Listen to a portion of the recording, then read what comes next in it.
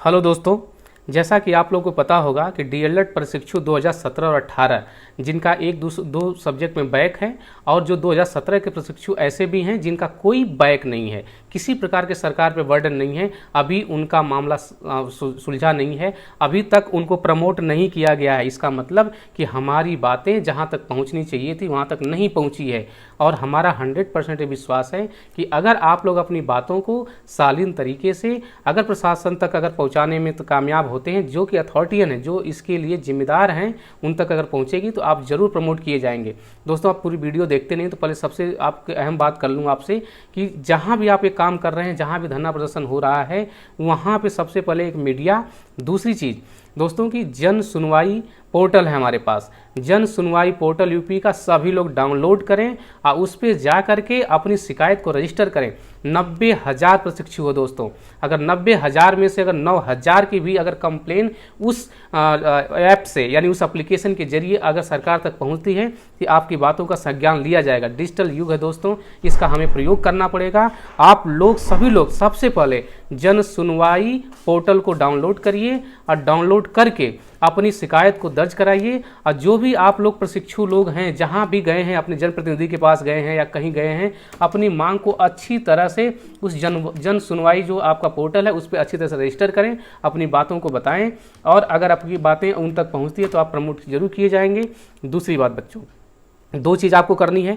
सबसे पहली बात ये कि आप जन सुनवाई पोर्टल पे आप जाएं और अपने कंप्लेन को रजिस्टर्ड करें, अपने कंप्लेन को रजिस्टर्ड करें और ऐसा कोशिश करिए कि सुबह तक कम से कम 10,000 कम से कम एप्लीकेशन सरकार तक पहुंच जानी चाहिए इस पोर्टल के माध्यम से। नंबर एक बात। नंबर दो कि जहां भी प्रोटेस्ट हो रहे हैं, जहां देखिए अभी आप जो स्क्रीन पर देख पा रहे होंगे कि कुछ बच्चे इस काम को करने में बड़ी तल्लीनता से लगे हुए हैं अपनी मांग को, अपनी डिमांड को रखने के लिए। क्योंकि दोस्तों अगर एक साल पीछे हो जाएंगे, इससे एक साल पीछे होंगे और आगे की कार्रवाई क्या होगी, आगे की वैकेंसी में आप शामिल नहीं हो पाएंगे। आप इस बात को समझ नहीं रहे हैं। सिर्फ यह एग्जाम तक सीमित नहीं है, आपका 3rd सेमेस्टर सिर्फ एग्जाम नहीं है, आपका एक साल बर्बाद होगा।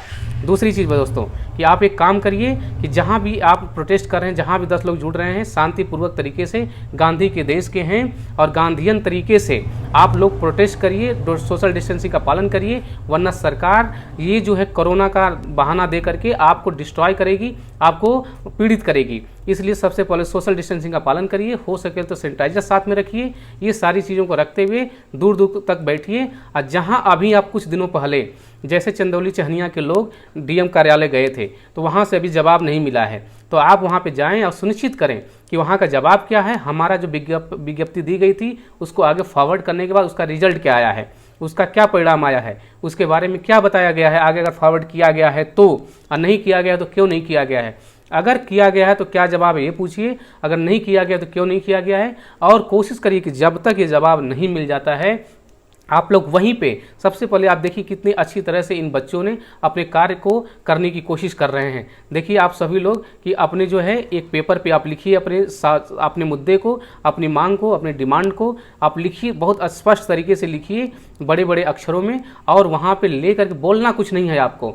मास्क लगाए रखिए, सैनिटाइजर्स रखिए और हाथ में दफ्ती जिस पे आपके मुद्दे लिखे होने चाहिए। अगर ये काम आप कर पाते हैं दोस्तों तो आप हर जिला केंद्र पे यानी जहाँ भी आपका डीएम कार्यालय है वहाँ पे जाइए। अगर विज्ञप्ति नहीं दिए तो विज्ञप्ति दीजिए और वहाँ पे जा करके विज्ञप्ति दे करके वहाँ पे जवाब लीजिए और बाहर बैठिए। जब तक उसका जवाब नहीं आता है तब तक वहाँ से उठने की कोशिश मत करिए, कारण कि समय बहुत कम है। अगर ये काम आप नहीं करते हैं तो आप एक साल पीछे हो जाएंगे और एक साल के बाद वैकेंसी में अगर शामिल नहीं हुए तो आप देख रहे हैं कि वैकेंसी कैसे पूरी की जा रही हैं। वैकेंसी पूरा करने का प्रक्रिया देख रहे हैं, 3-3 सालों में तो वैकेंसी 4-4 साल में पूरी की जा रही है और एक वैकेंसी का मौका मिल रहा है, उसमें भी बैठने से आप वंचित रह जाएंगे।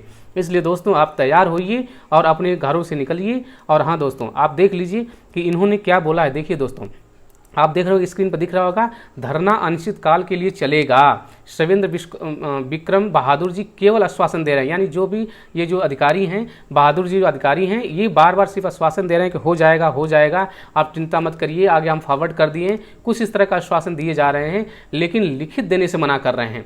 अगर शाम तक, ये बच्चे बोल रहे हैं, अगर शाम तक मांगे पूरी नहीं होती हैं तो धरना खत्म नहीं किया जाएगा। और आप लोग भी कल आएँ। दोस्तों सबसे बड़ी विडंबना ये है कि हम अपने अधिकार को चाहते तो हैं, अपने राइट्स को चाहते तो हैं, लेकिन हम एक दूसरे का मुंह देख रहे हैं कि हमारे जाने से केवल कैसे हो जाएगा। अगर सभी लोग ये सोचेंगे तो कैसे ये धरना प्रदर्शन होगा या कैसे अपने प्रोटेस्ट, अपने राइट्स की सुरक्षा हो पाएगी। तो आप कोशिश करिए कि जहाँ भी जो लोग आसपास के लोग हैं, जहाँ भी बच्चे बैठे हैं, कल पहुँचे वहाँ पे। आप पहुँच करके अपने हाथ को मजबूत करिए, अपनी डिमांड को मजबूत करिए और अपनी मांग को मजबूत कीजिए। दोस्तों इसके आगे इन्होंने लिखा है, बच्चों ने लिखा है, अपनी पीड़ा को लिखते हैं ये, लेकिन कोई बात नहीं, जो लोग आज नहीं पहुँच पाए हैं कल पहुँचें। अगर अभी तक सही तरह से हमारी मांगें रखी गई होती या सभी लोग इकट्ठा हुए होते तो अब तक हमारी बातें मांग ली गई होंगी, ये बच्चों का कहनाम है। तो दोस्तों आप लोग वहाँ तक पहुँचिए और जा करके अपनी चीज़ों को आप ही को मांगना पड़ेगा। आपकी पीड़ा है तो आपकी पीड़ा का निवारण भी आप खुद हैं, आप खुद ही करना पड़ेगा, आपको घर बैठने से काम नहीं चलेगा।